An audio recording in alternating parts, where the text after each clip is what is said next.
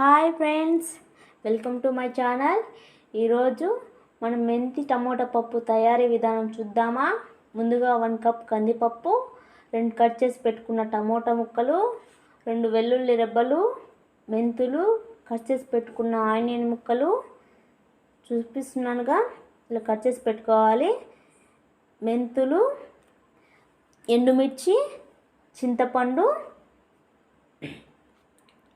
చూపిస్తున్నాను కదా ఫ్రెండ్స్.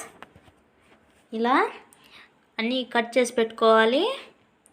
ముందుగా స్టవ్ పైన కడాయి పెట్టి ఆయిల్ తగినంత పోసుకోవాలి.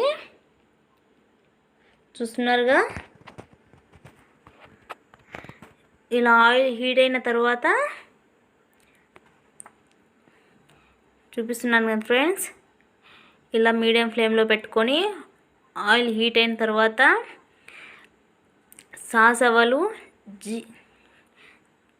జీలకర్ర,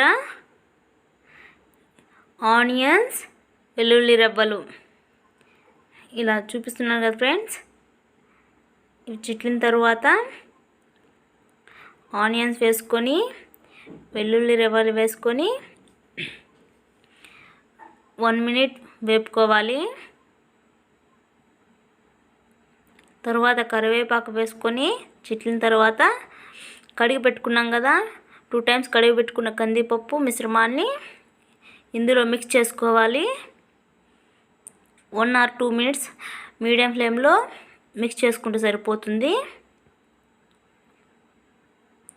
చూస్తున్నారు కదా ఫ్రెండ్స్, ఇలా మొత్తం మిశ్రమాన్ని మిక్స్ చేసుకోవాలి.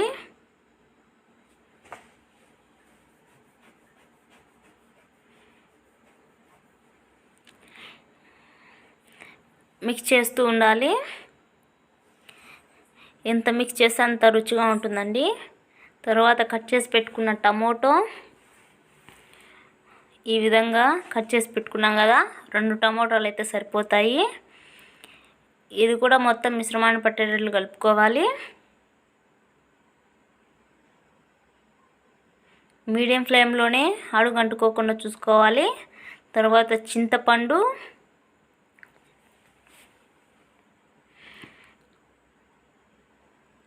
పసుపు వేసుకొని మిక్స్ చేసుకోవాలి. మెంతులు ఫస్ట్లోనే వేసేసామండి, తక్కువ వేసుకోవాలి. ఎక్కువ క్వాంటిటీ వేసుకుంటే మెంతులు చేదుగా ఉంటుంది. ఎండుమిర్చి మిక్సీ పట్టుకున్నాను. ఇలా పొడి పొడిగా కచ్చా పచ్చాగా మిక్సీ పట్టుకున్నాను ఎండుమిర్చి.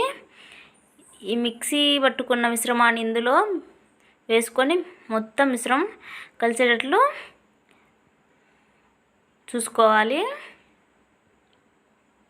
చూపిస్తున్నాను కదా, ఈ విధంగా